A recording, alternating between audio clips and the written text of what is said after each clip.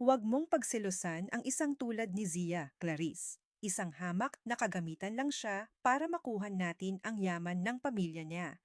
Tuwing sinasabi ko sa kanyang mahal ko siya, nasusuka ako. Dahil ang tanging mahal ko sa kanya ay ang pirma niya sa dokumentong magliligtas sa ating dalawa mula sa kahirapan. Ang bawat salitang iyon na binigkas sa malamig at walang emosyong tinig ni Gabo ay tila isang malakas na sampal na yumanig sa buong pagkatao ni Zia.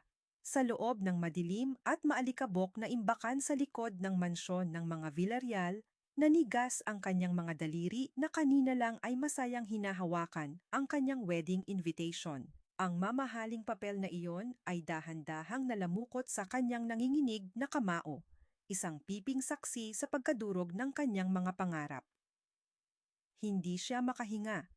Ang hangin sa loob ng maliit na silid ay tila naging kasing bigat ng tingga, at ang bawat tibok ng kanyang puso ay naging isang masakit na paalala ng kanyang katangahan. Ang lalamunan ni Zia ay tila may nakabara na tinik, pinipigilan ang anumang tunog na nais kumawala. Isang pagsigaw, isang pag-iyak, o kahit isang mahinang hikbi. Ngunit walang lumabas. Ang tanging naririnig niya ay ang sarili niyang mabilis at mababaw na paghinga na humahalo sa amoy ng amag at lumang gamit. Tila isang pelikulang mabilis na nagre-rewind sa kanyang isipan ang lahat ng mga sandaling naniwala siya sa mga matatamis na salita ni Gabo. Ang mga gabing nagtatrabaho siya hanggang madaling araw para lamang matulungan itong bayaran ang mga utang na akala niya ay pansamantala lamang. Ang bawat sakripisyong ginawa niya para maging katanggap-tanggap sa mapagmataas na pamilya nito. Lahat ng iyon, ang lahat ng kanyang paghihirap, ay nauwi lang pala sa isang planadong panloloko. Dahan-dahan, sa kabila ng panlalambot ng kanyang mga tuhod, ay sumilip si Zia sa maliit na siwang ng lumang pinto. Doon sa ilalim ng maluningning na chandelier ng malawak na ballroom, nakita niya si Gabo. Ang lalaking akala niya ay kanyang sandigan, ay nakayakap ngayon kay Clarice. Ang babaeng akala niya ay malayo sa buhay nila. Pero Gabo, narinig niyang muling nagsalita si Clarice, ang boses nito ay puno ng maling lambing. What if she finds out? Paano kung tumanggi siyang pirmahan ang mga papeles sa Quezon after the wedding? Isang mapait na tawa ang kumawala sa mga labi ni Gabo, isang tunog na tila kumakalos sa kaluluwa ni Zia. She's too desperate for love, Clarice. Naniniwala siya sa bawat kasinungalingang sinasabi ko. Pagkatapos ng kasal bukas, ang lupang iyon ay mapupunta na sa akin. And by the time she realizes that I never loved her, she'll be back in the slums where she belongs. Ang bawat salita ay tila isang patak ng asido na tumutunaw sa puso ni Zia. Hindi lang pala ang kanyang puso ang balak nilang nakawin, pati ang tanging alaala na iniwan ng kanyang yumaong ama ay balak nilang lapastanganin para sa kanilang sariling kaginhawaan. Napaupo si Zia sa malamig na semento, hindi alintana ang dumi na kumakapit sa kanyang puting damit. Niyakap niya ang kanyang mga binti, ang kanyang katawan ay nayayanig sa tindi ng sakit na hindi mailabas sa pamamagitan ng luha. Sa gitna ng kanyang pagkasira, narinig niya ang mabibigat na hakbang na papalapit sa pintuan ng imbakan. Ang tunog ng mga mamahaling takong na tumatama sa marmol na sahig ay tila isang babala ng paparating na hatol. Hija, Zia, nandyan ka pa ba? Ang boses ni Doña Remedios ay umalingaw-ngaw, puno ng mapagkunwaring pag-aalala. Huwag kang masyadong matagal diyan sa loob. Baka mamaya ay isipin mong dahil magiging Villarreal ka na, ay may karapatan ka ng magpahintay sa amin. Sinubukan ni Zia na tumayo, ngunit ang kanyang buong katawan ay tila naging bato sa bigat ng katotohanan. Bago pa man siya makasagot, narinig niya ang paggalaw ng metal na trangka mula sa labas. Ang tunog ng susi na umiikot sa kandado ay tila naging pinal na hatol ng kamatayan para sa kanyang pag-ibig. Remedios, iwanan na muna natin ang basurang iyan diyan. Narinig niyang muling nagsalita si Gabo, malapit na sa pinto. Hayaan mo siyang magmuni-muni sa dilim. Bukas, pagkatapos niyang pumirma, ay itatapon na natin siya kasama ng lahat ng mga luma nating kagamitan. Tumawa silang dalawa, isang tunog ng tagumpay na binuo sa itaas ng pagdurusa ng iba. Habang papalayo ang kanilang mga hakbang, ang huling narinig ni Zia ay ang bulong ni Doña Remedios na tila isang sumpa. Magpasalamat ka, Zia, dahil kahit sa huling pagkakataon, naging kapaki-pakinabang ang isang tulad mo sa mga Villarreal. Naiwan si Zia sa ganap na kadiliman. Ang tanging liwanag na natitira ay ang kanyang mga matang dilat na dilat. Punong-puno ng pait at isang bagong uri ng determinasyon. Ang kanyang mga daliri ay dahan-dahang humigpit sa lumang kompas ng kanyang ama na nasa loob ng kanyang bulsa. Ang lamig ng metal nito ay tila nagbigay sa kanya ng lakas na hindi niya inaasahang taglay niya. Isang malakas na kulog ang gumising sa katahimikan ng gabi na sinundan ng malakas na pagbuhos ng ulan sa bubong ng imbakan. Ngunit sa loob ng puso ni Zia, mas malakas ang bagyong nagsisimulang mabuo. Isang bagyong hindi hihinto hanggang sa hindi nababawi ang lahat ng ninakaw sa kanyang dangal. Huwag kang tumingin sa akin ng ganyan, Zia. Hindi lahat ng tao ay ipinanganak na may lupang pwedeng ibenta para mabuhay. Kailangan ko ring protektahan ang sarili ko, kahit ang kapalit ay ang pagkakaibigan nating dalawa. Ang mga salitang iyon ni Marisa, ang babaeng itinuring ni Zia na kapatid sa loob ng mahabang panahon, ay tila mga huling pako na bumaon sa kabaong ng kanyang tiwala. Nakatayo si Zia sa gitna ng madilim na opisina ni Gabo. Ang kanyang mga kamay ay nanginginig at puno ng sariwang galos mula sa pagtakas niya sa bintana ng bodega. Ang bawat patak ng dugo mula sa kanyang mga daliri ay dahan-dahang gumuguhit ng mantsa sa puting carpet, ngunit ang hapdi ng kanyang mga sugat ay wala pa sa kalingkingan ng kirot na nararamdaman niya sa kanyang dibdib. Ilang minuto lang ang nakalilipas, sa gitna ng kawalan ng pag-asa sa loob ng imbakan, ay nakakita si Zia ng isang maliit na bintanang bakal na bahagyang kinalawang na ang mga rehas. Gamit ang lahat ng natitirang lakas ng kanyang katawan at ang galit na naglalaboy sa kanyang mga ugat, ay ipinilit niyang dumaan doon. Ang tunog ng kanyang balat na sumasabit sa matutulis na dulo ng bakal ay hindi niya inalintana. Ang tanging nasa isip niya ay ang makarating sa opisinang ito bago mahuli ang lahat. At ngayon, sa harap ng kanyang matalik na kaibigan, ay hawak ni Zia ang katotohanang mas masahol pa sa kamatayan. Ang mga dokumentong akala niya ay bahagi ng kanilang pag-iisang dibdib ay isa palang deed of absolute sale. Ang kanyang pirma na buong tiwala niyang inilagay sa ilalim ng mga bulaklak na salita ni Gabong kagabi, ay ang huling pirasong kailangan para tuluyang mawala sa kanya ang lupang pinakaiingatan ng kanyang ama. Bakit, Marisa? Ang boses ni Zia ay halos isang bulong na lamang, basag at puno ng pait. I shared my bread with you. Noong wala kang pambayad sa renta, ako ang nagtrabaho ng doble. Noong mamatay ang nanay mo, ako ang humawak sa kamay mo. Was I just a paycheck to you? Umiwas ng tingin si Marisa, ang kanyang mga mata ay hindi makatagal sa tindi ng sakit na ipinupukol ni Zia. Binayaran ako ni Gabo, Zia. Malaking halaga. Isang halagang hinding-hindi ko kikitain sa pagiging assistant mo lang habang buhay. Sabi niya, di ba't pakakasalan ka naman niya? Sabi niya, magiging Villarreal ka na, kaya hindi mo nakakailanganin ang lumang lupang iyon sa Quezon. Akala ko pareho tayong mananalo. Isang mapait at tuyot na tawa ang kumawala sa mga labi ni Zia. Dahan-dahan niyang binitiwan ang mga dokumento sa ibabaw ng mesa. Ang tunog ng papel na lumalapag sa kahoy ay tila isang malakas na kulog sa katahimikan ng silid. You didn't think we would both win, Marisa. You knew exactly what they were doing. You knew they were locking me up like an animal while they laughed at my stupidity. Wika ni Zia. Ang kanyang paningin ay nagsisimulang lumabo dahil sa mga luhang pilit na niyang pinipigilan. You traded my soul for a few thousand pesos. Dahan-dahang lumapit si Zia sa kanyang kaibigan. Bawat hakbang ay mabigat at puno ng paghihirap. Ang kanyang puting damit ay punong-puno na ng alikabok at mantsa ng dugo. Ngunit sa mga sandaling ito, mas mukha siyang isang mandirigmang galing sa giyera kaysa sa isang babaeng malapit ng ikasal. Ang utang na loob na sinasabi mo, Marisa, ay hindi nababayaran ng pera. Pagpapatuloy ni Zia, ang kanyang boses ay muling naging matatag.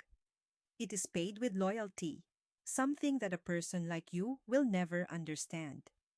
Biglang narinig ang tunog ng isang sasakyang humihinto sa tapat ng mansyon. Ang liwanag ng mga headlights ay panandali ang tumagos sa bintana ng opisina, nagbibigay ng nakakatakot na anino sa dingding. Alam ni Zia na wala na siyang oras. Kailangan niyang mahanap ang orihinal na titulo bago bumalik sina Gabo at Doña Remedios mula sa kanilang masayang hapunan. Sa kanyang paghahalungkat sa mga drawer, isang lila na folder ang kumuha ng kanyang atensyon.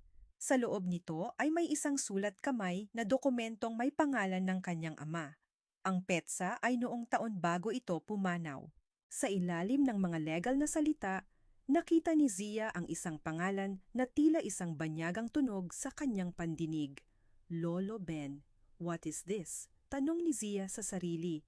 Ngunit bago pa niya mabasa ang kabuuan ng liham, ang katahimikan ng mansyon ay nabasag ng tunog ng pintong bumubukas sa ibaba. Ang mga yabag ng sapatos na tumatama sa marmol ay tila isang mabilis na tibok ng orasan. Nandyan na sila. Bulong ni Marisa, ang kanyang mukha ay biglang namutla sa takot. Zia, you have to go. Kapag nahuli ka nilang nandito, hindi lang bodega ang bagsak mo. Gabo is capable of things you can't imagine kapag usapang pera na. Hindi kumilos si Zia. Sa halip, kinuha niya ang folder at ang mga pekeng dokumento. Ang kanyang mga mata ay nanatiling nakatitig sa pinto ng opisina. Ang takot na nararamdaman niya kanina ay unti-unting napalitan ng isang mapanganib na uri ng kalmado. Let him come, sabi ni Zia. Ang kanyang mga daliri ay humihigpit sa folder. Hayaan mo siyang makita ang basurang, sinasabi niya na nagkalat sa kanyang malinis na opisina.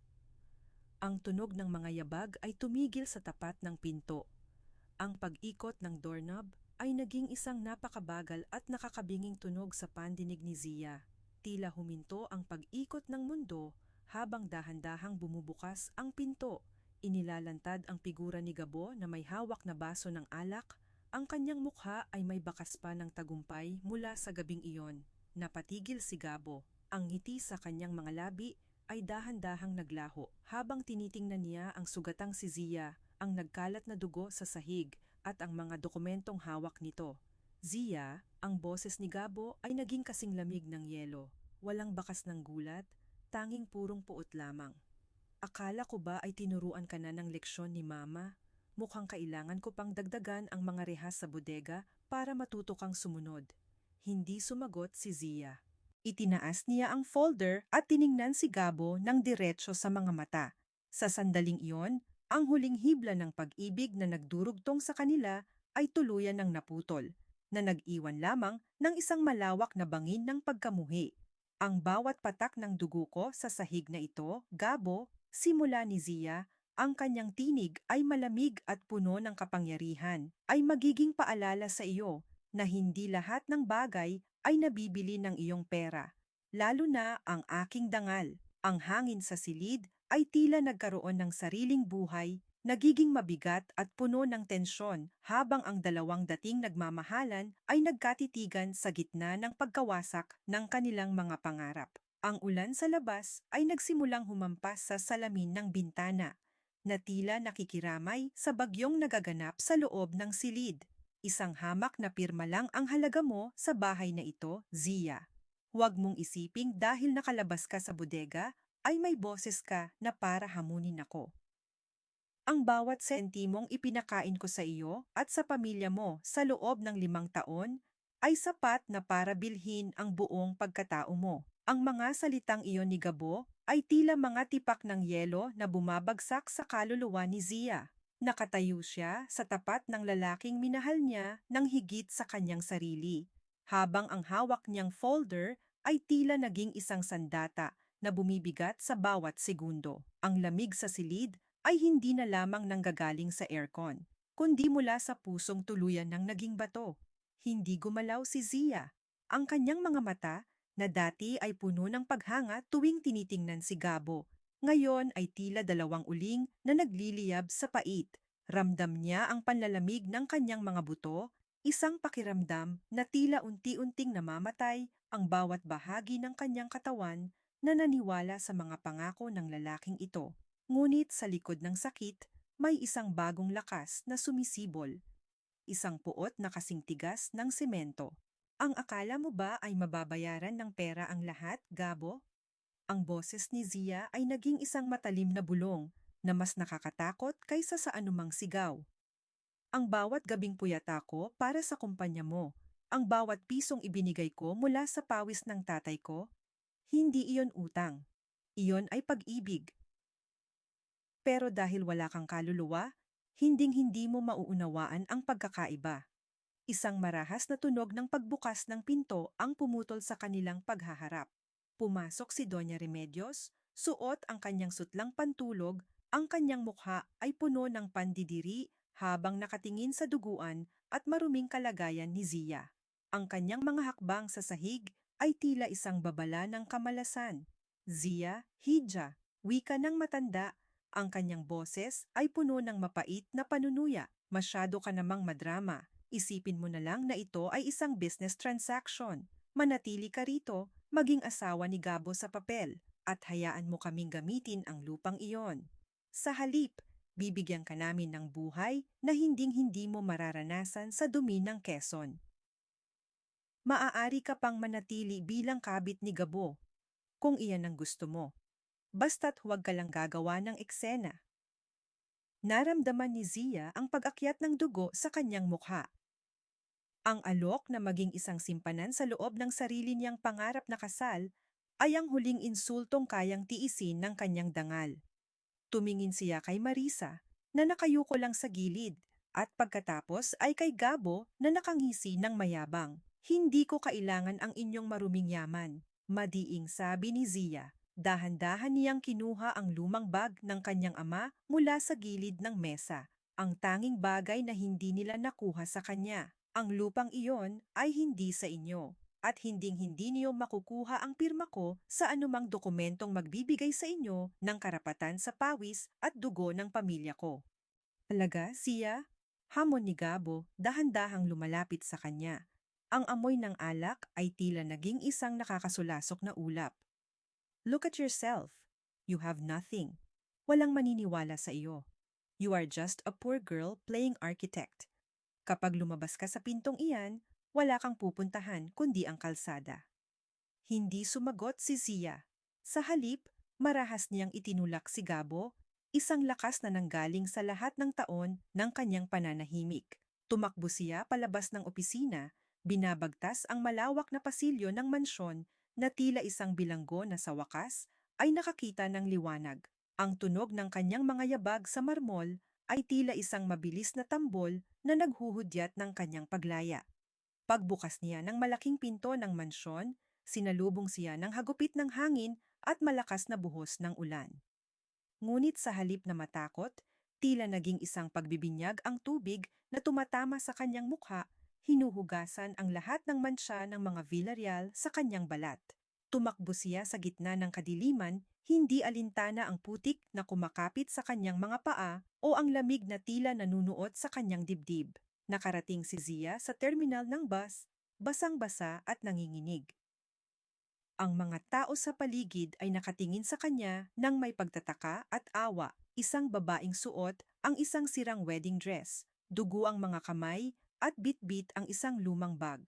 Naupo siya sa isang sulok ng bus na patungong Quezon. Ang kanyang mga mata ay nakatingin sa bintana habang dahan-dahang umaalis ang sasakyan mula sa Maynila. Ang bawat patak ng ulan sa salamin ng bintana ay tila mga luhang hindi niya mailabas. Niyakap ni Zia ang bag ng kanyang ama, ang tanging alaala ng isang lalaking naniwala sa kanya bago pa man siya maniwala sa sarili niya.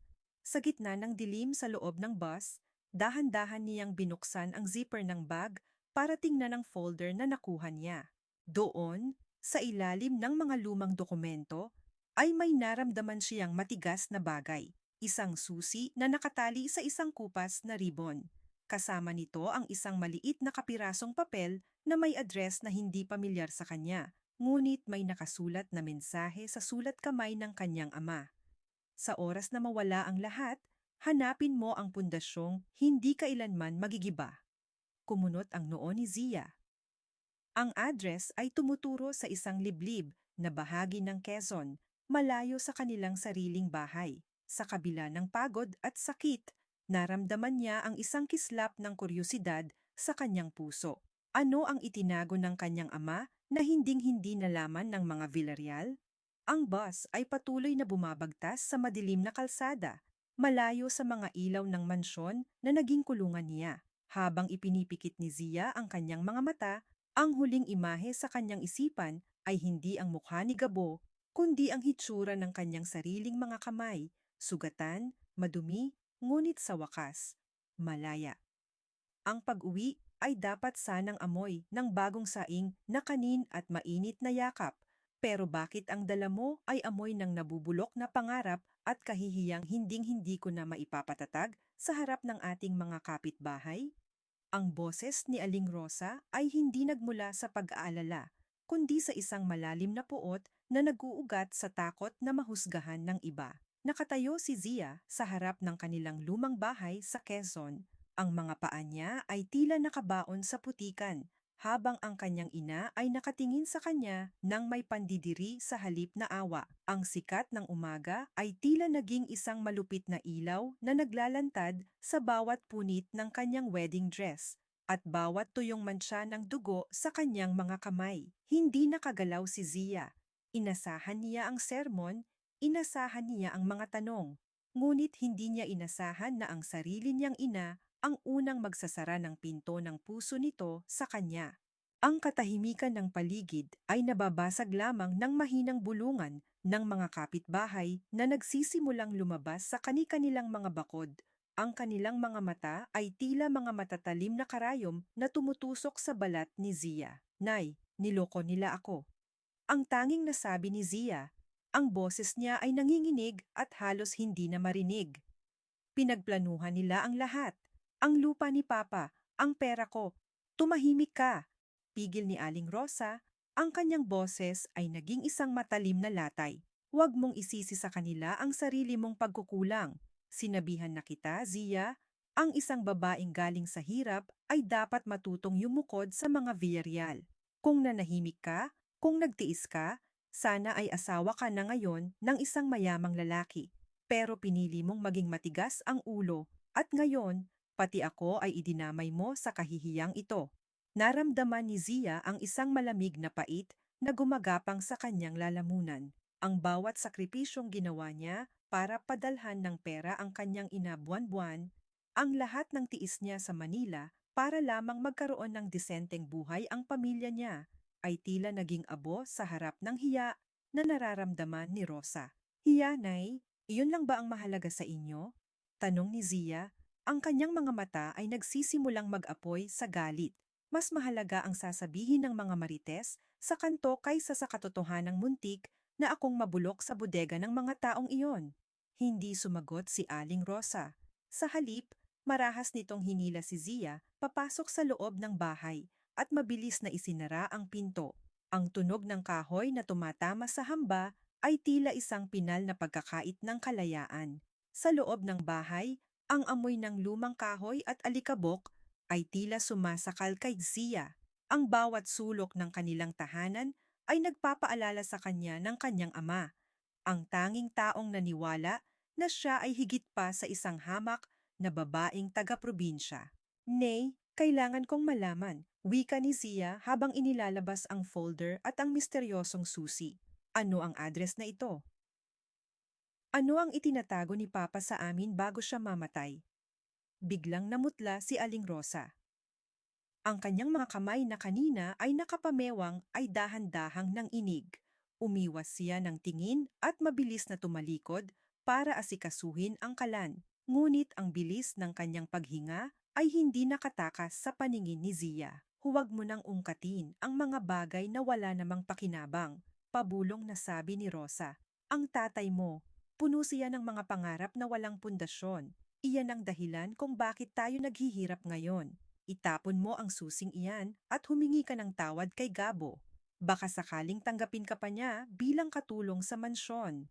Nanigas si Zia sa kanyang kinatatayuan. Ang marinig ang sariling ina na imungkahi ang kanyang pagkaalipin ay mas masakit pa kaysa sa lahat ng sampal ni Doña Remedios. Sa sandaling iyon, naramdaman ni Zia na kailangan niyang kumilos. Hindi siya pwedeng maging biktima sa loob ng sarili niyang tahanan. Nagsimulang pumatak ang ulan sa bubong ng kanilang bahay. Ang bawat patak ay tila isang paalala ng bawat luhang ibinuhos ni Zia. Nang mapansin niyang may tumutulo sa gitna ng kanilang sala, hindi siya tumawag ng tulong. Lumapit siya sa isang tumpok ng mga lumang lata sa kusina, kumuha ng martilyo, at dahan-dahang umakyat sa hagdan.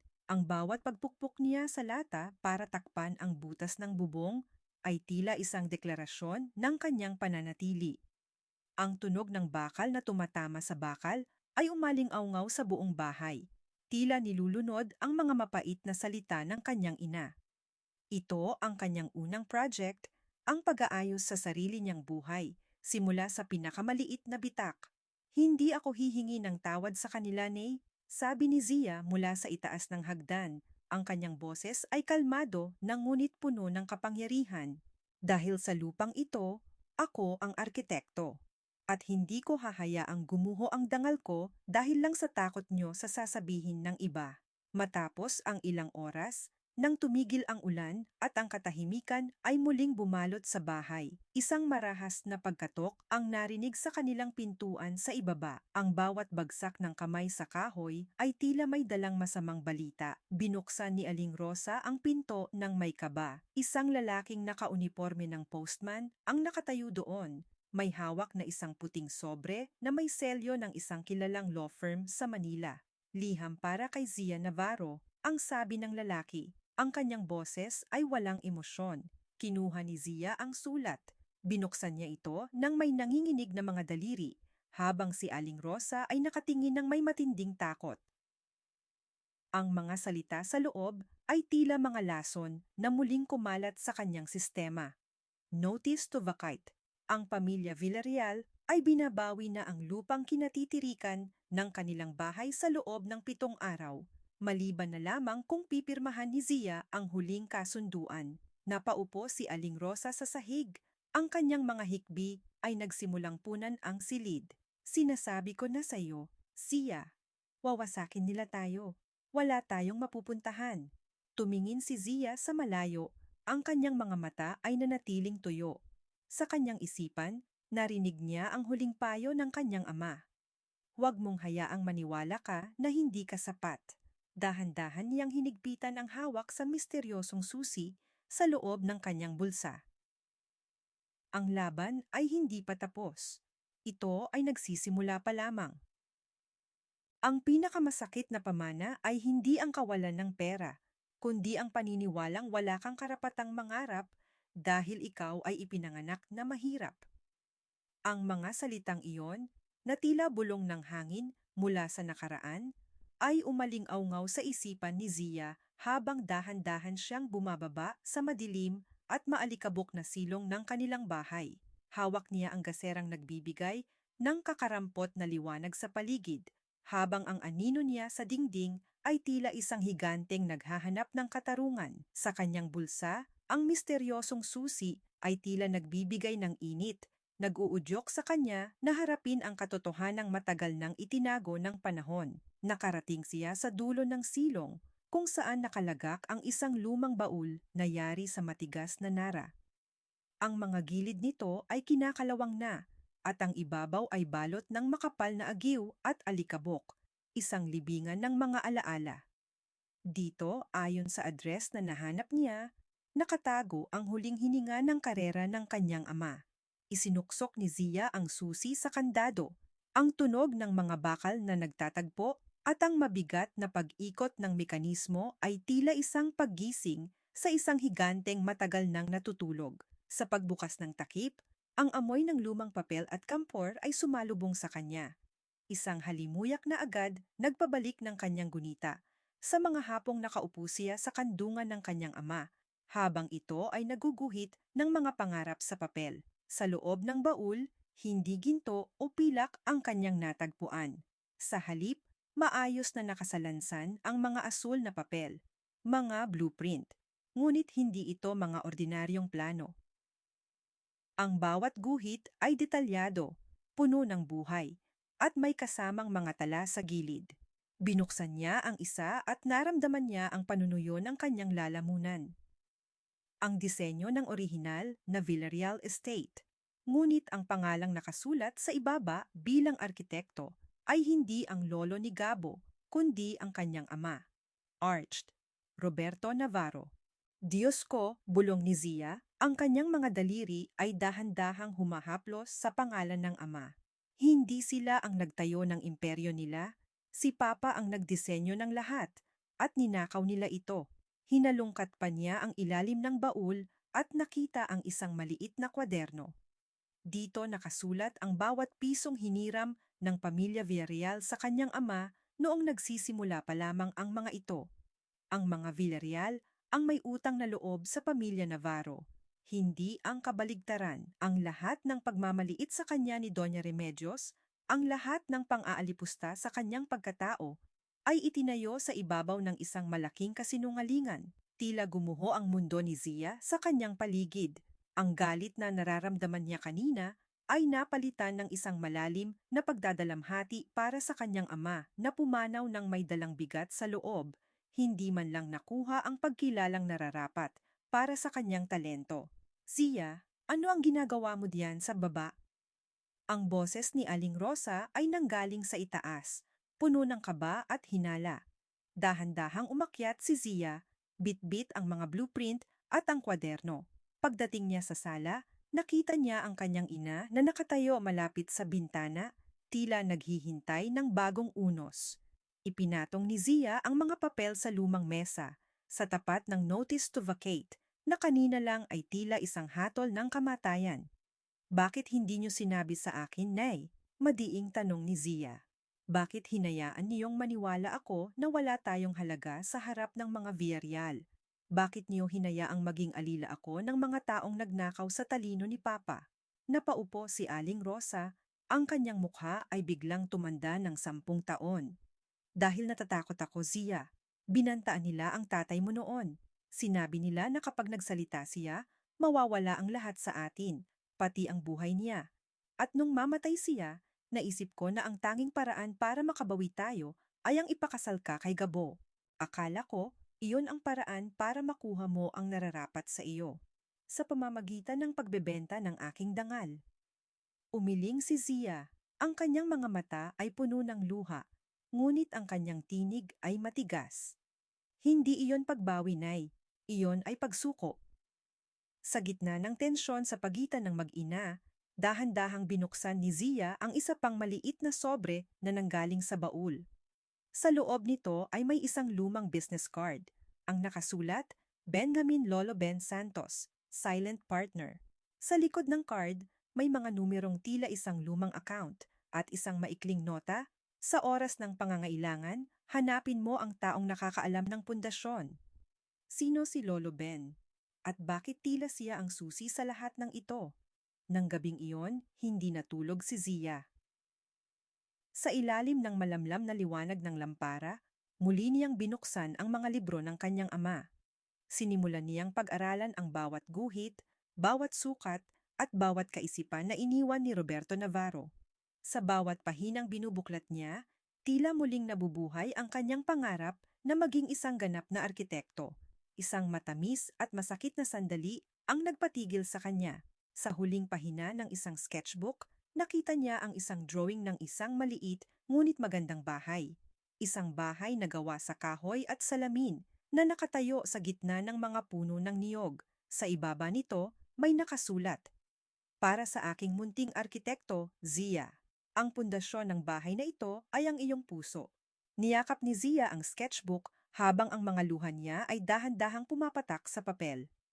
Ito ang kanyang golden moment, ang pag-amin ng kanyang ama na siya ang kanyang tagapagmana, hindi ng ari-arian, kundi ng pangarap.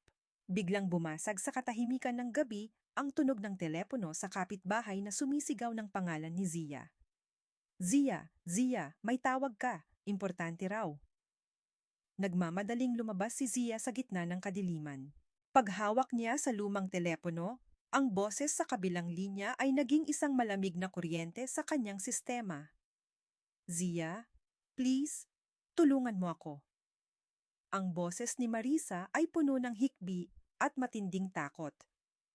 Nalaman nila, nalaman ni Gabo na kinuha mo ang folder. Zia, parang awa mo na. Huwag kang babalik dito. Papunta na sila riyan. May dala silang. Naputol ang linya.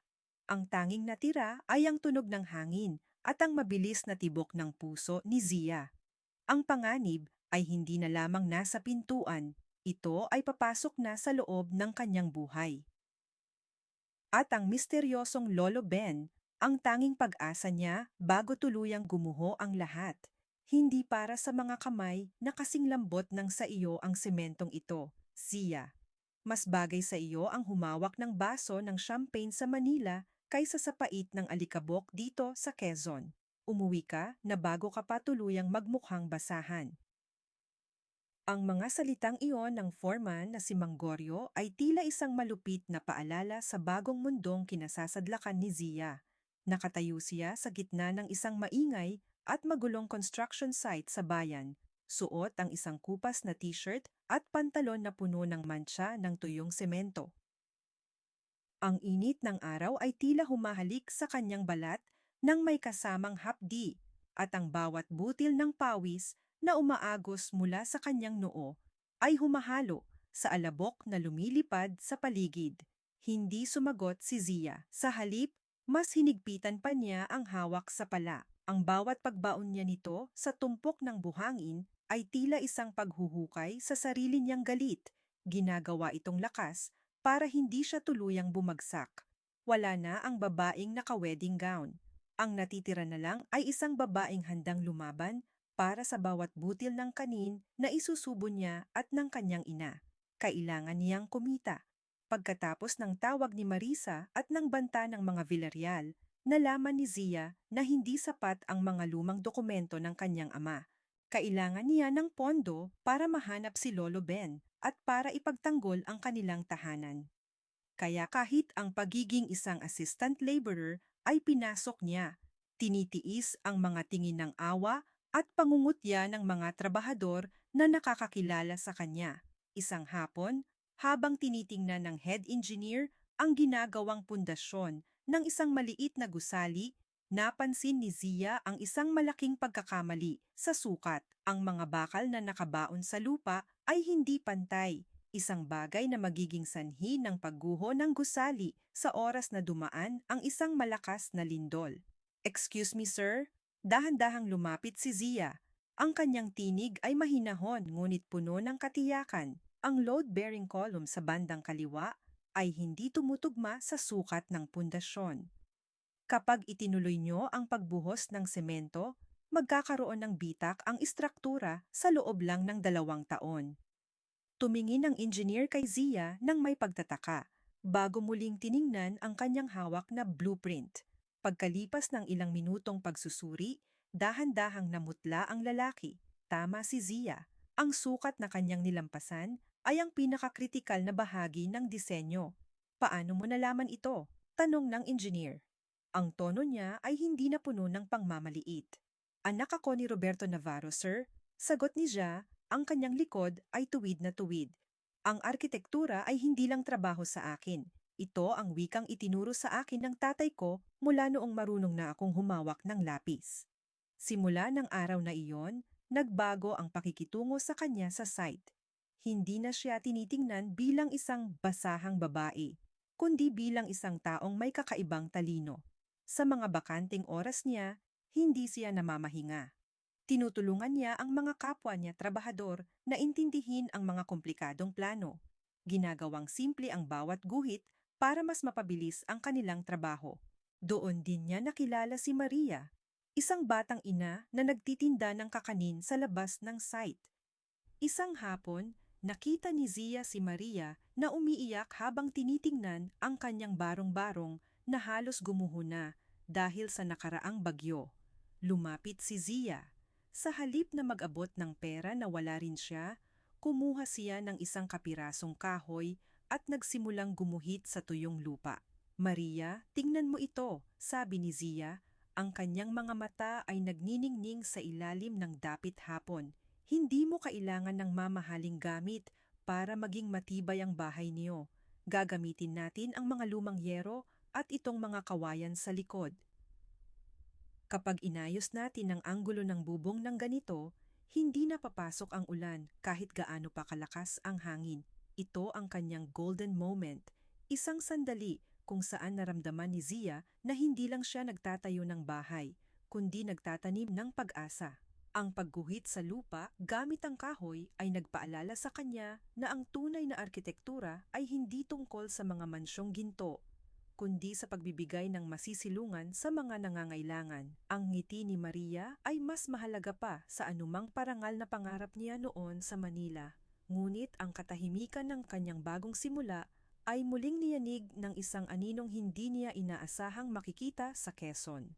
Isang hapon, habang nag-aayos si Zia ng kanyang mga gamit para umuwi, isang pamilyar na amoy ng mamahaling pabango ang humalo sa amoy ng semento at pawis. Sa likod ng isang tumpok ng mga hollow blocks, nakita niya ang isang babaeng nakasuot ng malaking sombrero at sunglasses.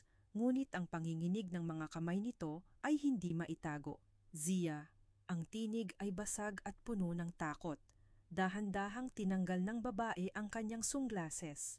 Nanigas si Zia sa kanyang kinatatayuan, si Clarice, ngunit wala na ang mapagmataas na babaeng nakita niya sa ballroom. Ang kanyang mukha ay maputla, may bakas ng itim sa ilalim ng mga mata, at ang kanyang katawan ay tila naging marupok. Clarice, anong ginagawa mo rito? Ang boses ni Zia ay naging kasing lamig ng bakal. Nandito ka ba para kunin ang natitirang pirasong mayroon ako? No, Zia, please. Humikbi si Clarice at hinawakan ang kanyang tiyan. Doon lang napansin ni Zia ang bahagyang umbok sa ilalim ng kanyang luwang na damit. Buntis ako, at si Gabo, balak niya akong iwan. Ginamit lang niya ako para makuha ang loob ng mga investor. Ngayong nalaman niyang hindi pala ako ang tagapagmana ng pamilya ko, itatapon na rin niya ako, katulad ng ginawa niya sa iyo. Ang tunog ng mga kuliglig sa paligid ay tila naging isang malungkot na musika sa gitna ng kanilang paghaharap.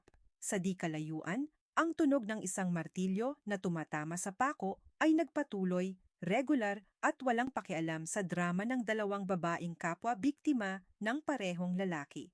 Tulungan mo ako, Zia. Pagmamakaawa ni Clarice, lumuluhod sa harap ng babaeng dati ay kanyang hinamak. Ikaw lang ang nakakaalam kung gaano kasama si Gabo. May alam ako. May alam ako tungkol sa pagkamatay ng tatay mo at kung paano nakuha ni Doña Remedios ang mga orihinal na titulo. Naramdaman ni Zia ang paghinto ng tibok ng kanyang puso. Ang hanging dumaan ay tila nagdala ng lamig na tumagos sa kanyang mga buto. Ang katotohanang matagal na niyang hinahanap ay nasa harap na niya. Ngunit dala ito ng babaeng naging dahilan ng kanyang pinakamasakit na gabi. Isang itim na sasakyan ang biglang pumarada sa malayo. Ang mga headlights nito ay tila mga mata ng isang lobo sa dilim. Alam ni Zia na hindi sila ligtas. Tumayo ka dyan, madiing sabi ni Zia habang hinihila si Clarice patayo. Huwag kang luluhod sa akin, dahil simula ngayon, hindi na tayo mga biktima. Ang cliffhanger ay bumibigat habang ang dalawang dating magkaaway ay naglakad palayo sa construction site, habang ang anino ng itim na sasakyan ay dahan-dahang sumusunod sa kanila sa gitna ng nagdidilim na kalsada ng Quezon. Ang akala ko ba ay sapat na ang nakawin mo ang lalaking pinangarap ko, pero ngayon, pati ang kakarampot na katahimikan ko rito sa probinsya ay nais mo pa ring dungisan ng iyong presensya. Ang mga salitang iyon ni Zia ay tila mga latay na humahampas sa nakayukong si Clarice habang naglalakad sila sa madilim at maputik na daan patungo sa bahay ng mga Navarro. Ang tanging nagbibigay ng liwanag sa kanila ay ang maputlang sinag ng buwan at ang paminsan-minsang pagkurap ng mga headlights ng itim na sasakyang nananatiling nakabuntot sa malayo. Ramdam ni Zia ang mabigat na paghinga ni Clarice. Ang bawat hakbang nito ay puno ng paghihirap dahil sa dinadalang sanggol sa sinapupunan, isang buhay na bunga ng kataksilan. Sa loob ng dibdib ni Zia, may isang digmaang nagaganap. Nais niyang itulak palayo ang babaeng ito. Nais niyang hayaan itong lamunin ng dilim, gaya ng ginawa nito sa kanyang kaligayahan noon. Ngunit, tuwing titingin siya sa panginginig ng mga balikat ni Clarice, naaalala niya ang sarili niya sa loob ng bodega. Takot, nag-iisa, at pinagtaksilan. Wala na akong ibang malalapitan, Zia. Hikbi ni Clarice. Ang kanyang boses ay tila isang tuyot na dahon na tinatangay ng hangin. Alam ni Gabo na may hawak akong ebidensya. Kapag hindi ako nakapagtago, hindi lang ako ang mawawala, pati ang anak ko. Please, kahit para na lang sa bata. Hindi sumagot si Zia hanggang sa marating nila ang kanilang maliit na bakuran. Pagbukas ng pinto, ang mukha ni Aling Rosa na puno ng pagtataka ay agad napalitan ng matinding galit nang makilala ang kasama ng kanyang anak. Zia! Ano ang kahibangan ito?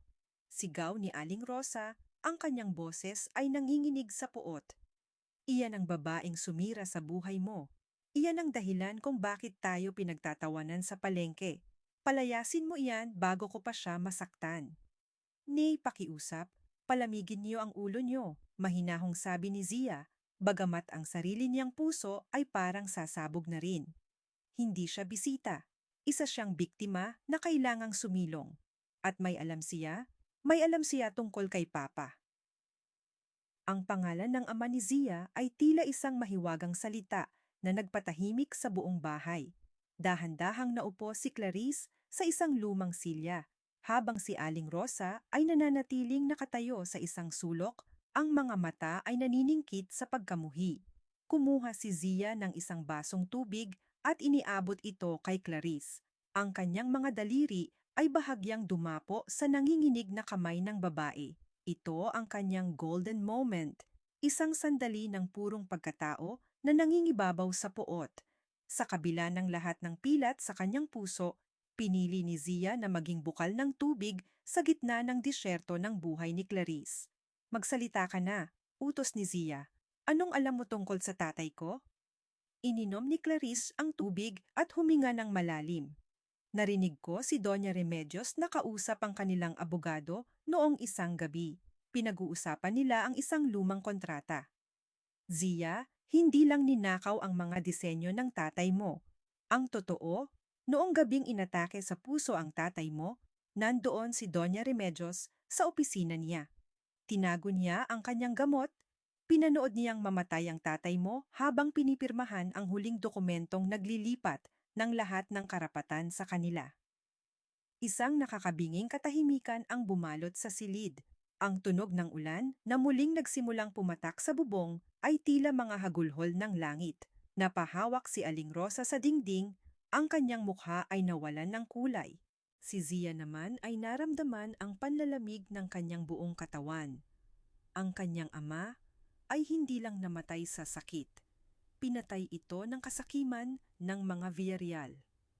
Mga hayop, ang tanging naibulalas ni Aling Rosa bago ito tuluyang napahagulgol.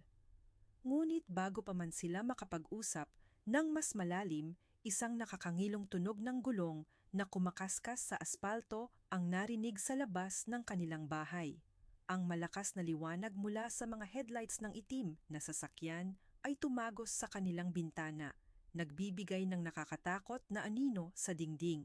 Nandito na sila, bulong ni Clarice. Ang kanyang mga mata ay nanlaki sa matinding sindak. Sinundan ito ng marahas na pagbalandra ng pinto ng sasakyan. Ang tunog ng mabibigat na yabag sa maputik na lupa ay papalapit na sa kanilang pintuan. Hindi ito ang tunog ng isang taong dumadalaw.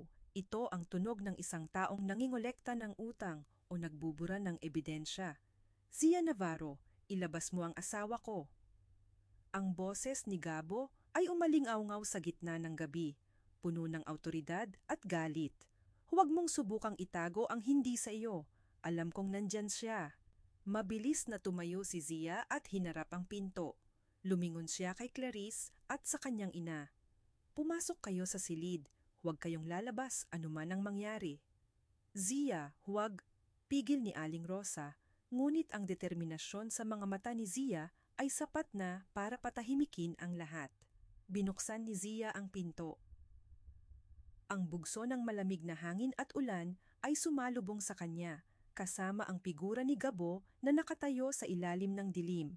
May kasamang dalawang lalaking nakauniporme ng pulis. Ang liwanag ng kidlat ay panandali ang nagbigay ng anyo sa kanyang mukha. Isang mukhang walang bakas ng pag-ibig, tanging purong puot at kasakiman. "Clarice is coming with me, Zia." Malamig na sabi ni Gabo. "At ikaw ay kakasuhan ko ng kidnapping. Titingnan natin kung paano ka magtatayo ng mga pangarap mo sa loob ng rehas." Ngumiti si Zia, isang ngiting hindi inasahan ni Gabo, isang ngiting puno ng pait, ngunit may dalang apoy ng katarungan. "Kidnapping? Bakit hindi mo sabihin sa mga kasama mo kung paano mo pinanood na mamatay ang tatay ko para lang sa isang pirasong lupa?" Ang cliffhanger ay tumitindi, habang ang mga pulis ay dahan-dahang humahakbang papalapit kay Zia.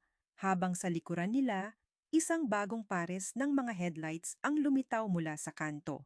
Isang sasakyang tila nagdadala ng bagong twist sa madugong gabing ito. Ang katarungan ay hindi parang ulan na basta na lamang lalatay sa tuyot na lupa. Kung minsan, kailangan mo itong hukayin mula sa ilalim ng tumpok ng mga kasinungalingan, kahit pa dumanak ang dugo sa iyong mga kuko. Ang boses ni Zia ay hindi nayanig sa harap ng dalawang pulis na dahan-dahang humahakbang sa kanyang bakuran. Ang ulan ay patuloy na bumubuhos, ginagawa ang lupa na isang malapot na putikan na tila gustong lamunin ang kanyang mga paa. Sa harap niya, si Gabo ay nakatayo ng may mapang-uyam ng iti. Ang kanyang mamahaling jacket ay basang-basa na, ngunit ang kanyang kayabangan ay nananatiling tuyo at matigas. "Posas officer, ano pa ang hinihintay nyo?" Utos ni Gabo, ang kanyang tinig ay nangingibabaw sa ingay ng ulan. "Isang baliw na babae ang nangkidnap sa buntis kong asawa. Hindi ba sapat na dahilan iyon para kaladkarin siya sa presinto?" Dahan-dahang kinapa ng isang pulis ang kanyang baywang. Ang tunog ng bakal na nagtatagpo ay tila isang babala ng paparating na gabi sa likod ng rehas. Ngunit bago pa man makahakbang ang opisyal, ang pangalawang sasakyan na dumating ay tuluyan ng huminto. Isang matangkad na lalaki na may hawak na itim na payong ang bumaba mula sa driver's seat. Ang bawat hakbang niya sa putikan ay puno ng katiyakan, at ang kanyang mukha, bagamat bata pa, ay may bakas ng matinding seryosong awtoridad. "Huwag mong itutuloy ang binabalak mo, Officer Santos, kung ayaw mong mabaon sa kasong administratibo bukas ng umaga." Ang boses ng lalaki ay baritono, kalmado, ngunit may talim na tila isang bagong hasang kutsilyo. "Attorney Mateo?" Gulat na sambit ng isang pulis, dahan-dahang ibinababa ang kanyang kamay mula sa posas. "Who are you?" Asik ni Gabo, ang kanyang mga mata ay naniningkit sa galit. "Ako ang abogadong hindi mo kayang bayaran, Mr. Villarreal," sagot ni Mateo habang tumitayo sa tabi ni Zia. Inilipat niya ang kanyang payong para masilungan ang babaeng nanginginig na sa lamig. "At ako rin ang abogadong magpapatunay na ang kliyente ko ay hindi nang kidnap, kundi nagligtas ng isang buhay na muntik mo nang wasakin." Ang pagdating ni Mateo ay tila isang anghel na bumaba sa gitna ng impyerno ng gabi. Si Mateo ay isa sa mga nakapansin sa husay ni Zia sa construction site. Isang tahimik na kliyenteng nagpapadisensyo sa kanya ng isang maliit na klinika. Sa sandaling iyon, ang takot sa dibdib ni Zia ay napalitan ng isang mainit na bugso ng pag-asa. Walang nagawa si Gabo kundi ang umatras. Ang bawat hakbang niya palayo ay puno ng sumpa. Ang kanyang mukha ay namumula sa matinding kahihiyan sa harap ng mga pulis na dati niyang inuutusan. "Hindi pa tayo tapos, Zia. Isasama mo sa hukay ang mga blueprint na iyan." Ang tunog ng kanyang sasakyang mabilis na humaharurot palayo ay unti-unting nilamon ng katahimikan ng gabi. Nang magsara ang pinto ng kanilang bahay, ang lahat ng lakas ni Zia ay tila biglang naglaho.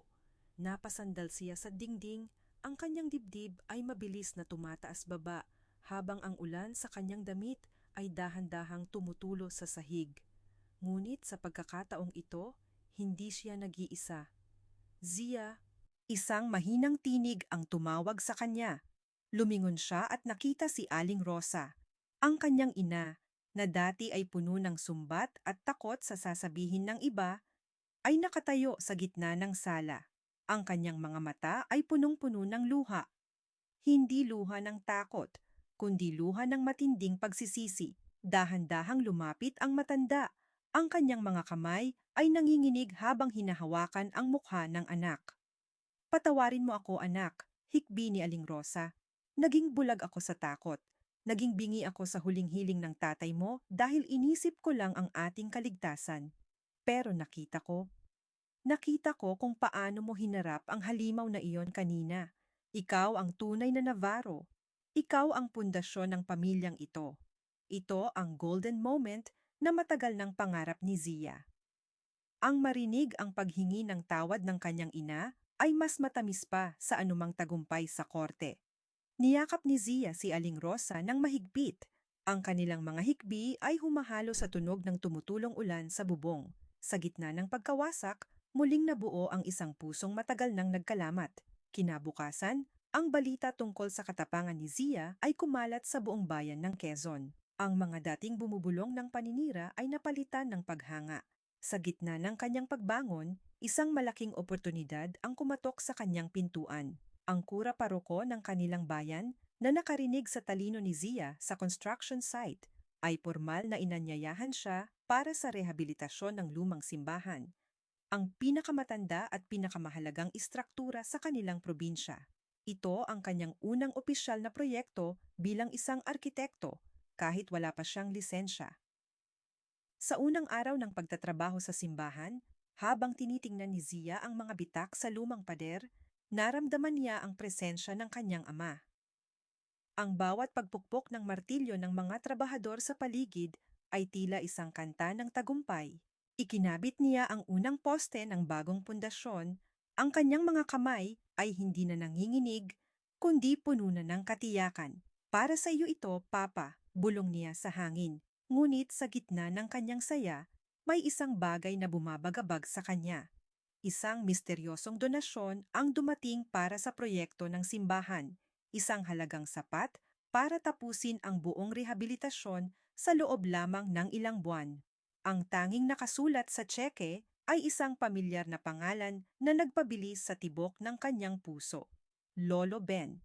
Sino ang taong ito na tila palaging nakasubaybay sa bawat hakbang niya? At bakit tila ang bawat tulong na natatanggap niya ay laging may koneksyon sa madilim na nakaraan ng mga Villarreal?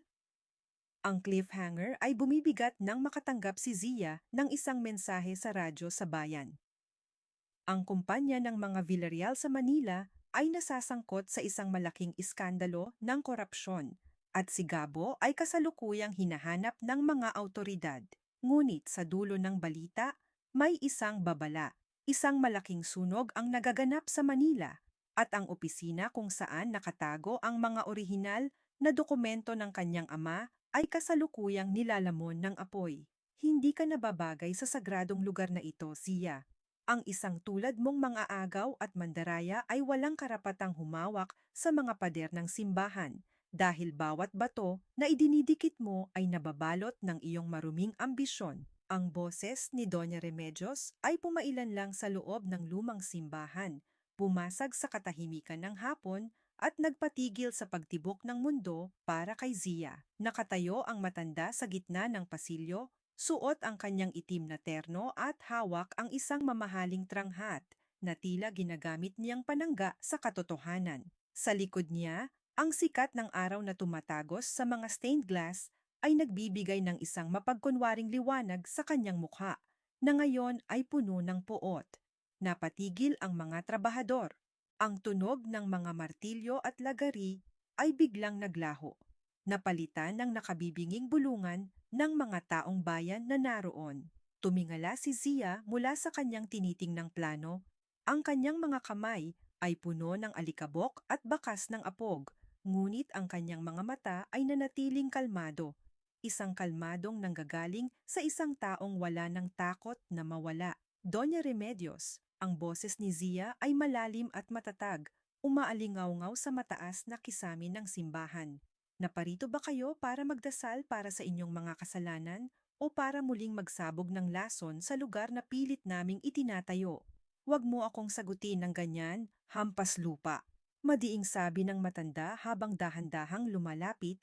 Ang tunog ng kanyang mga takong sa lumang sahig na bato ay tila mga patak ng lason. "Nalaman ng buong Manila ang ginawa mo. Itinatago mo si Clarice, ang asawa ng anak ko. Ninakaw mo ang aming ari-arian at ngayon ay nagpapanggap kang isang santang arkitekto rito sa probinsya. Wala kang kahihiyan." Ang mga tao sa paligid ay nagsimulang mag-usisa.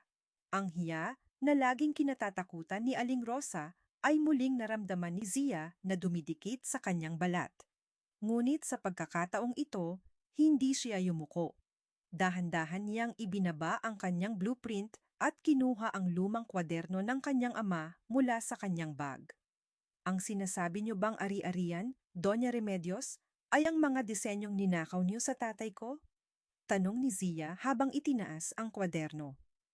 "O ang mga utang niyo na hanggang ngayon ay hindi niyo nababayaran. Narito ang lahat. Ang bawat sentimong ginamit niyo para itayo ang inyong mansyon ay galing sa pawis ni Roberto Navarro. Sino ngayon ang tunay na magnanakaw?" Namutla ang matanda. Ang kanyang kamay na humahawak sa tranghat ay nagsimulang manginig. Ang maskara ng pagiging isang kagalang-galang na donya ay dahan-dahang nagkakaroon ng bitak sa harap ng publiko. Ngunit sa halip na sumuko, mas naging matalim ang kanyang pananalita. "Kasinungalingan, sigaw ni Remedios. Ang kanyang paghinga ay naging mabilis at mababaw. Ginamit mo ang katawan mo para akitin si Gabo. At ngayon ay ginagamit mo ang mga pekeng papel na iyan para sirain kami. Isang kang basura, Zia. Isang basura na dapat ay matagal nang itinapon sa kalsada." Sa gitna ng kanyang pagsigaw, biglang napahawak si Doña Remedios sa kanyang dibdib. Ang kanyang mukha ay biglang nagbago mula sa pula patungo sa isang nakakatakot na puti. Ang tranghat sa kanyang kamay ay dahan-dahang nadulas at bumagsak sa sahig. Ang bawat butil nito ay gumulong sa iba't ibang direksyon sa katahimikan ng simbahan. "Mama." Ang mahinang ungol ni Doña Remedios bago siya tuluyang nawalan ng balanse. Mabilis na kumilos si Zia. Bago pa man tumama ang ulo ng matanda sa matigas na sahig, ay nasalo na niya ito. Ito ang kanyang golden moment, ang pagpili na maging isang tagapagligtas sa taong naging dahilan ng kanyang impyerno. Sa kabila ng lahat ng sakit, ang puso ni Zia ay nanatiling tao. Naramdaman niya ang mabilis at hindi regular na tibok ng puso ng matanda sa ilalim ng kanyang mga palad.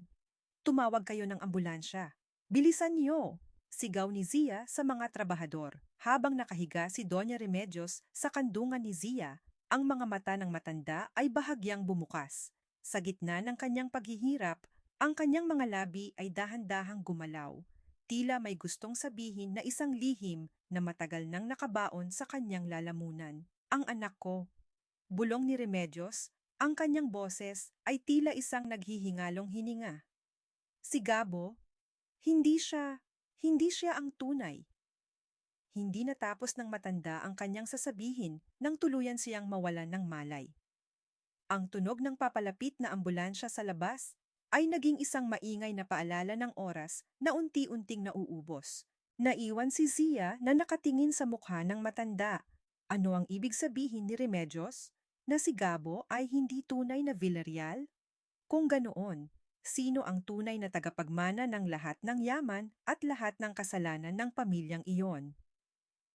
Ang cliffhanger ay muling bumigat nang mapansin ni Zia ang isang itim na sasakyang nakaparada sa tapat ng simbahan. Sa loob nito, isang lalaking nakauniporme ng driver ang dahan-dahang nagbaba ng bintana. Ang lalaki ay walang iba kundi ang dating driver ni Roberto Navarro, ang taong nawala noong gabing mamatay ang kanyang ama. Ang lalaki ay may hawak na isang lumang sobre at ang kanyang mga mata ay nakatitig ng diretso kay Zia nang may babala at takot. Ang isang bahay na itinayo sa buhangin ng kasinungalingan ay hindi kailanman makatatagal sa bagyo ng katotohanan. Maaari itong magmukhang matibay sa paningin ng tao, ngunit sa loob nito ay dahan-dahan na itong dinudurog ng sarili nitong bigat. Ang boses ni Zia ay naging isang malamig na hininga Sa gitna ng nagngangalit na gabi, nakatayo siya sa labas ng kanyang maliit na opisina sa Quezon, bit-bit ang isang lumang sobrang kulay kape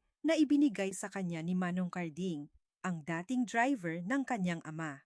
Sa loob ng sobrang iyon ay ang katotohanang mas masahol pa sa kamatayan. Isang katotohanang wawasak sa huling toreng ginto ng mga Villarreal. Nalaman ni Zia mula sa mga dokumento na si Gabo ay hindi tunay na anak ni Doña Remedios. Siya ay isang batang kinuha mula sa isang ampunan para lamang itago ang katotohanang ang tunay na tagapagmana ng mga Villarreal ay nawala noong isang aksidente sa dagat ilang dekada na ang nakalilipas. Ang lahat ng kayabangan ni Gabo, ang lahat ng kanyang pagmamaliit kay Zia, ay itinayo sa isang pangalang hindi naman talaga sa kanya. Zia, isang pamilyar at paos na sigaw ang bumasag sa katahimikan. Mula sa dilim, lumitaw ang figura ni Gabo. Ngunit wala na ang makinis na hitsura ng isang mayamang negosyante. Ang kanyang buhok ay gulo-gulo. Ang kanyang barong ay may mantsa ng alak at putik, at ang kanyang mga mata ay nanlilisik sa desperasyon. Hawak niya ang isang galon ng gasolina, at ang amoy nito ay agad na humalo sa malamig na hangin ng gabi. Ibigay mo sa akin ang sobrang iyan. Sigaw ni Gabo, ang kanyang boses ay nanginginig sa matinding galit at takot. Wala na akong natira sa Manila. Ang kumpanya, ang pangalan ko, lahat kinuha na ng bangko. Hindi ko hahayaang pati ang huling alas ko ay makuha mo pa. Ang huling alas mo, Gabo, ay ang iyong sariling pagkatao na matagal mo nang ibinenta. Mahinahong sagot ni Zia, bagamat ang puso niya ay mabilis na pumipitlag sa kaba. Wala nang halaga ang sobrang ito dahil ang katotohanan ay lumabas na. Si Doña Remedios ay nasa ospital at sa oras na magising siya, wala nang matitirang puwang para sa iyong mga kasinungalingan. Isang marahasan na tawa ang kumawala sa mga labi ni Gabo. Isang tunog na tila isang hayop na nasusukol sa kanto. Kung ganoon, wala na rin pala akong dahilan para hayaan kang mabuhay ng payapa. Sa isang iglap, ibinuhos ni Gabo ang gasolina sa paligid ng opisina ni Zia, ang lugar kung saan nakatago ang mga huling blueprint ng kanyang ama. Ang lagitikit ng lighter na pilit na pinapaandar ni Gabo ay naging pinakamalakas na tunog sa pandinig ni Zia. Gabo, wag, ang mga plano ni Papa. Pagsusumamo ni Zia, dinaluhong niya ang lalaki para pigilan ito. Ngunit huli na. Ang unang kislap ng apoy ay agad na kumapit sa tuyong kahoy ng opisina. Ang init ng naglalayab na apoy ay agad na humalik sa balat ni Zia. At ang makapal na usok ay nagsimulang sumakal sa kanyang lalamunan. Hindi inalintana ni Zia ang panganib. Pumasok siya sa loob ng naglalayab na gusali. Ang tanging nasa isip niya ay ang iligtas ang mga dokumento ng kanyang ama, ang huling piraso ng kanyang dangal. Sa loob, ang paligid ay naging isang impyerno ng pula at kahel. Ang tunog ng mga bumabagsak na kisame at ang lagitik ng nagbabagang kahoy ay tila mga sigaw ng naghihingalong alaala. Nakita ni Zia ang folder sa ibabaw ng mesa na dahan-dahan ng dinadapuan ng apoy. Mabilis niya itong kinuha, ngunit sa kanyang pagpihit, isang mabigat na haligi ang bumagsak sa kanyang direksyon. Naramdaman ni Zia ang matinding hapdi sa kanyang balikat at ang bigat na tila gustong dumurog sa kanyang buto. Napasubsob siya sa sahig. Ang kanyang paningin ay nagsisimulang lumabo dahil sa usok. Zia! Isang boses ang tumawag sa kanya mula sa labas. Hindi ito si Gabo. Ang boses na iyon ay puno ng tunay na pag-aalala. Naramdaman ni Zia ang isang pares ng malalakas na kamay na humahatak sa kanya mula sa ilalim ng haligi. Ang lamig ng basang jacket na ibinalot sa kanya ay tila isang himala sa gitna ng init. Nang mailabas siya sa gusali, nakita ni Zia ang mga taga-Quezon, ang mga trabahador na tinulungan niya, si Maria na nagtitinda ng kakanin, ang mga kapitbahay na dati ay nagbubulungan. Lahat sila ay nagtutulong-tulong sa pag-apula ng apoy gamit ang mga timba ng tubig at buhangin. Ang pagkakaisa nila ay tila isang pader na hindi kayang tibagin ng puot ni Gabo. Ito ang kanyang golden moment. Sa kabila ng pagkawala ng kanyang opisina, Nakita ni Zia na ang tunay na arkitektura ay hindi ang gusali, kundi ang komunidad na kanyang binuo. Ang mga tao sa Quezon ay hindi na siya tinitingnan bilang isang biktima, kundi bilang kanilang sariling arkitekto. Nakaluhod si Gabo sa di kalayuan, pinapanood ang pag-apula ng apoy, ang kanyang mukha ay puno ng pagkatalo habang papalapit ang mga pulis. Ang tunog ng mga posas na sumasara sa kanyang mga kamay ay naging pinal na tuldok sa kanyang malupit na pamumuno. Hindi apoy ang tatapos sa akin, Gabo. Bulong ni Zia habang inaalalayan siya ni Mateo patayo. Ang sarili mong kasakiman ang siyang sumunog sa turing ginto na pilit mong itinayo sa ibabaw ng aming mga pangarap. Ang cliffhanger ay bumibigat habang si Zia ay dahan-dahang isinasakay sa ambulansya. Hawak niya ang bahagyang nasunog na folder ng kanyang ama. Sa gitna ng kaguluhan, isang itim na sasakyan muli ang huminto sa di kalayuan. Bumaba ang isang matandang lalaki na may hawak na tungkod. Isang lalaking may mukhang tila nakita na ni Zia sa mga lumang litrato ng kanyang ama. Lolo Ben? Mahinang usal ni Zia bago siya tuluyang mawalan ng malay sa loob ng ambulansya. Ang kapatawaran ay hindi isang regalo para sa taong nagnakaw ng iyong kahapon. Ito ay isang susi na ikaw mismo ang gagamit para palayain ang sarili mo mula sa rehas ng nakaraan. Ang mga salitang iyon na binigkas ng matandang lalaking nasa tabi ng kanyang kama sa ospital ay tila isang banayad na haplos sa sugatang kaluluwa ni Zia.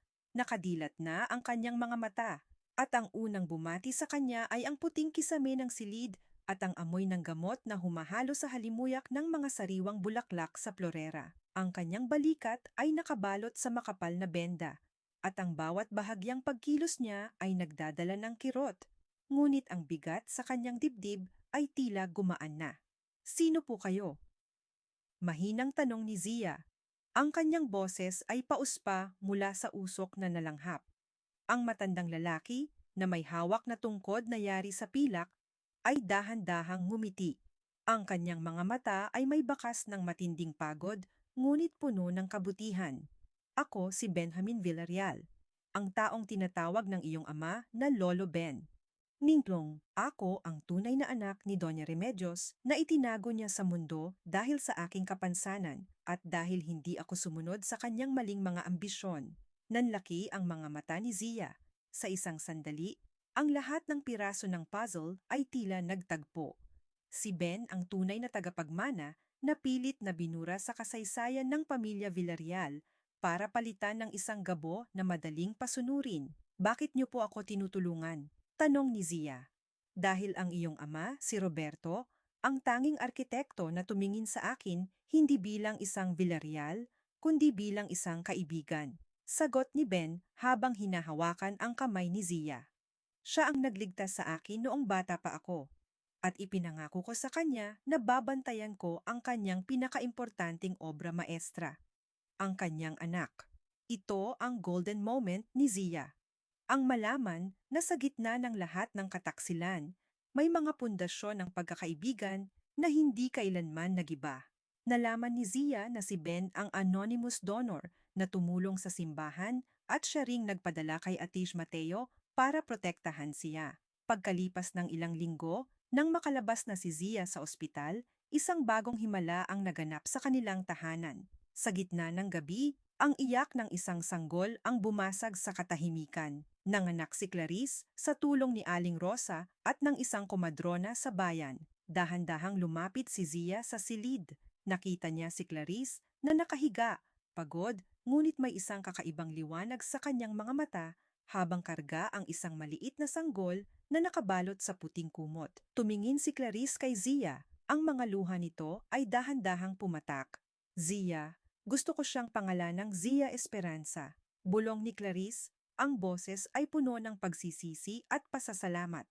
Dahil sa gitna ng kadiliman na dinala ko sa buhay mo, ikaw ang naging pag-asa namin. Sana balang araw ay maging kasing tatag at kasing buti mo siya. Naramdaman ni Zia ang paghinto ng huling hibla ng galit sa kanyang puso. Ang paghawak niya sa maliit na kamay ng sanggol ay tila isang pangako ng bagong simula. Ang sanggol na ito ay hindi bunga ng kasalanan, kundi isang pagkakataon para sa pagbabago. Bago matapos ang linggo, nagpasya si Zia na gawin ang huling bagay na magbibigay sa kanya ng ganap na kalayaan. Pinuntahan niya si Gabo sa loob ng selda sa presinto. Nang magtagpo ang kanilang mga mata sa likod ng mga rihas, wala nang naramdamang takot o puot si Zia. Ang nakita niya ay isang lalaking durog, walang direksyon, at kinain ng sarili niyang mga kasinungalingan. Wala na ang makinis na buhok at mamahaling relo ni Gabo. Ang natitira na lang ay ang anino ng isang taong hiram ang lahat ng yaman. Naparito ka ba para pagtawanan ako? Tanong ni Gabo, umiiwas ng tingin. Hindi, Gabo, kalmadong sagot ni Zia. Naparito ako para sabihing pinatatawad na kita. Hindi dahil karapat-dapat ka, kundi dahil ayaw ko nang bitbitin ang bigat mo sa paglalakbay ko sa hinaharap. Mula sa araw na ito, malaya ka na sa aking galit at malaya na rin ako sa iyong alaala. Tumalikod si Zia at naglakad palabas ng presinto. Ang tunog ng kanyang mga hakbang sa semento ay tila isang malayang awit. Ang hanging dumaan ay malamig at sariwa, dala ang amoy ng dagat at ng mga puno ng niyog sa Quezon.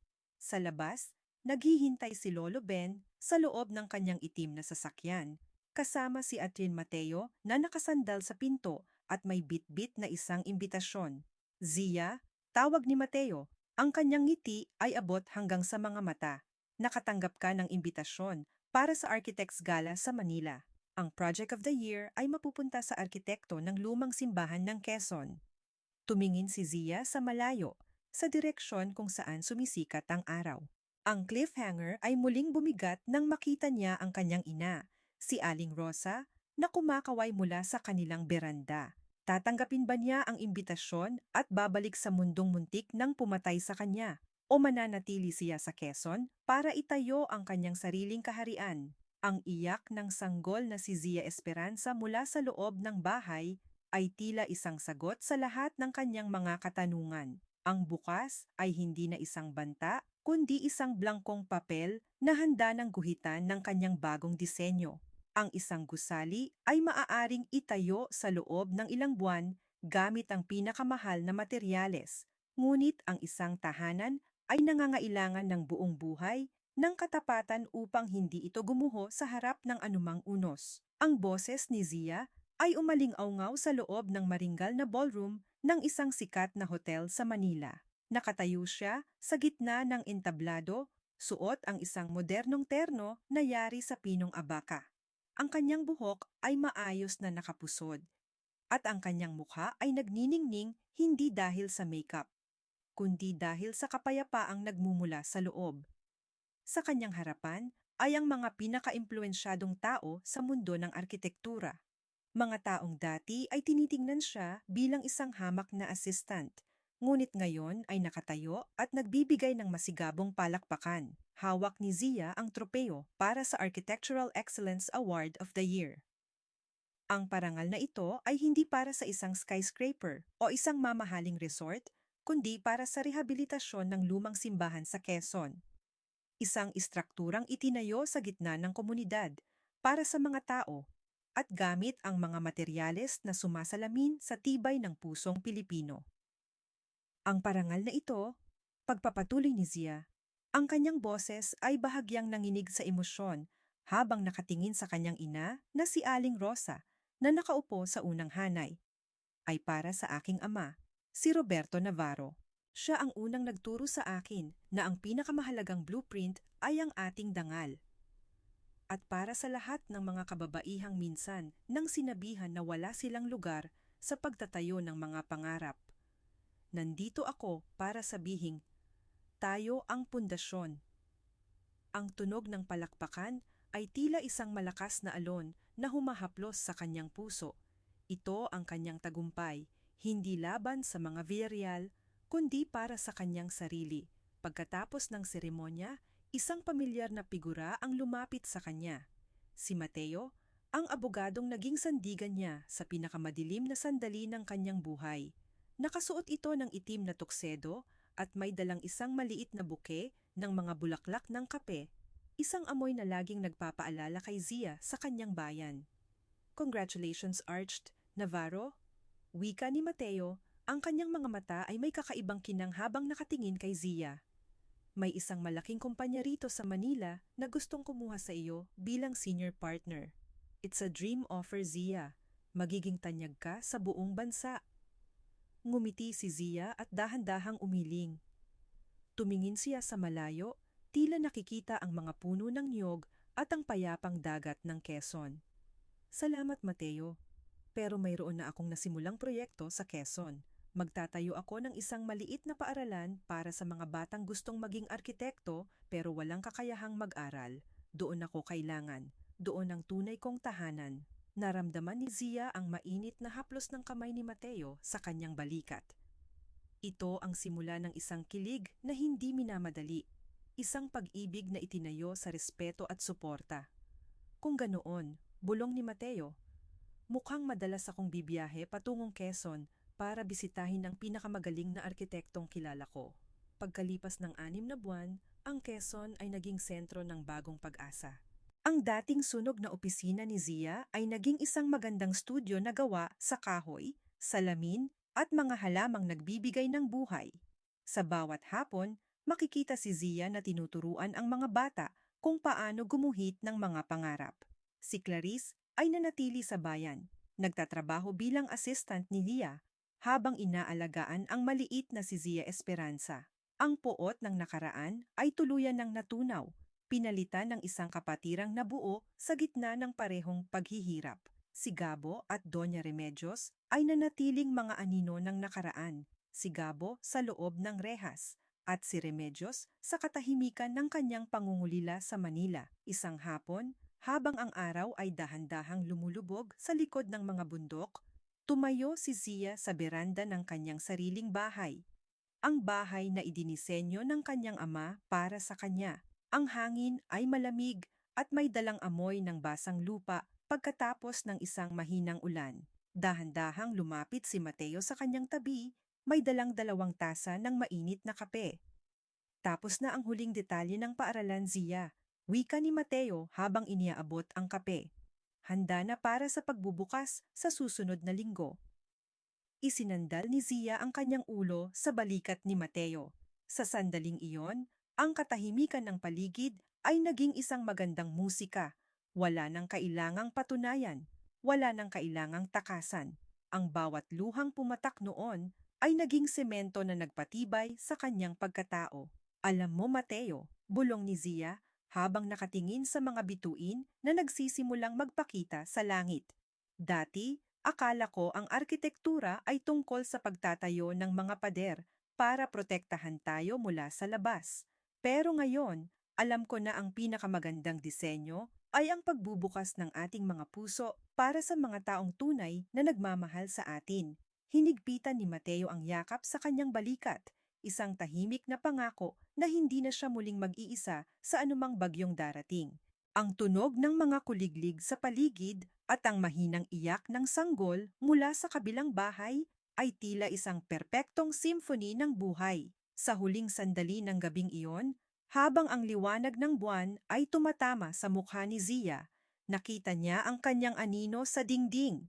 Hindi na ito anino ng isang biktima. Ito ay anino ng isang reyna ng sarili niyang kapalaran. Sa wakas, natagpuan na ni Zia Navarro ang pundasyong hindi kailanman magigiba. Ang kanyang sarili. Lumipas ang 2 taon na tila isang banayad na agos ng ilog, dahan-dahang hinuhugasan ang bawat bakas ng putik na iniwan ng nakaraan. Sa baybayin ng Quezon, kung saan ang mga puno ng niyog ay tila sumasayaw sa saliw ng hanging dagat, nakatayo ang isang istruktura na gawa sa puting bato at kawayan, ang Navarro School of Architecture and Heritage. Hindi lamang ito isang paaralan. Ito ang buhay na katibayan na ang mga pangarap na dinurog ay maaaring mabuo muli ng mas matatag at mas maganda. Sa loob ng isang pribadong pasilidad sa Manila, ang katahimikan ay nababasag lamang ng mahinang tunog ng mga pahina ng libro na dahan-dahang binubuklat. Doon, sa isang sulok, nakaupo si Doña Remedios. Ang dati ay makapangyarihan at mapagmataas na donya ay tila naging isang maliit na anino na lamang ng kanyang nakaraan. Ang kanyang mga mata ay madalas na nakatitig sa kawalan at ayon sa mga nurse, tanging isang pangalan na lamang ang paulit-ulit niyang binubulong sa gitna ng kanyang pagkalimot. Zia, Zia, isang malupit na biro ng tadhana na ang pangalan ng babaeng sinubukan niyang burahin ang siya na lamang natitirang alaala sa kanyang isipan. Si Gabo naman ay nananatili sa loob ng malamig na rehas ng bilangguan. Ang yaman at pangalang Hiram ay tuluyan ng binuwag ng katarungan. Sa bawat gabi, ang tanging naririnig niya ay ang tunog ng sarili niyang mga hakbang sa semento. Isang paulit-ulit na paalala ng bawat pagkakataong sinayang niya para sa pansamantalang kapangyarihan. Wala nang bumibisita sa kanya. Ang kanyang toreng ginto ay tuluyan ng naging alabok. Sa Quezon, ang hapon ay puno ng buhay. Maririnig ang tawanan ng mga estudyante ni Zia habang nagpapalitan ng mga ideya tungkol sa kanilang mga disenyo. Sa gitna ng hardin, makikita si Aling Rosa na masayang nagdidilig ng mga bulaklak. Ang kanyang mukha ay wala na ang bakas ng takot, tanging purong pagmamalaki na lamang para sa kanyang anak. Si Clarice ay abala sa pag-aayos ng mga dokumento sa opisina, habang ang maliit na si Zia Esperanza ay mabilis na tumatakbo sa damuhan. Ang kanyang tawa ay tila mga kampanilya na nagbibigay ng saya sa buong paligid.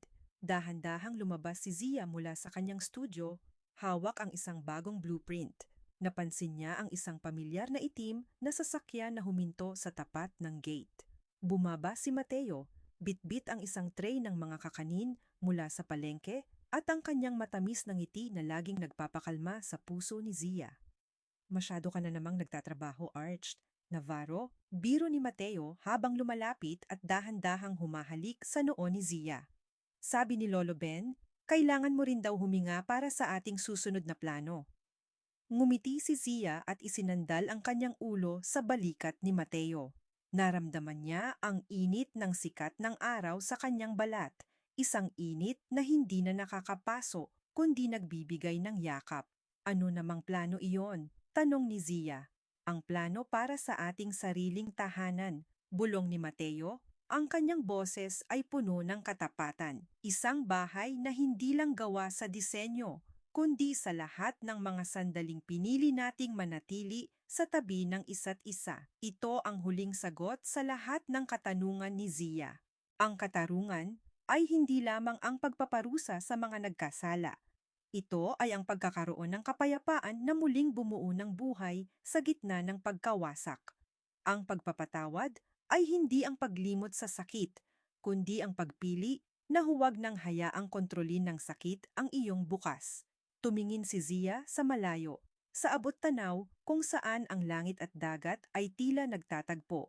Naisip niya ang kanyang ama. Alam niyang sa bawat poste na naitayo niya at sa bawat pusong natulungan niyang maghilom, ay naroon ang ngiti ni Roberto Navarro. Ang huling linya ng kanyang kwento ay hindi na tungkol sa paghihiganti o sa sakit. Ito ay tungkol sa pag-ibig, ang uri ng pag-ibig na hindi nangangailangan ng sakripisyo ng sariling dangal, kundi ang pag-ibig na nagbibigay ng lakas para maging mas mabuting tao. Sa ilalim ng maluningning na langit ng Quezon, dahan-dahang naglakad sina Zia at Mateo patungo sa kanilang pamilya. Ang tunog ng mga dahon na niyog na nagkikiskisan sa hangin ay tila isang bulong ng pag-asa. Tapos na ang pagtatayo. Ang pundasyon ay matatag na, at ang bahay na itinayo sa katotohanan ay hinding-hindi na muling magigiba.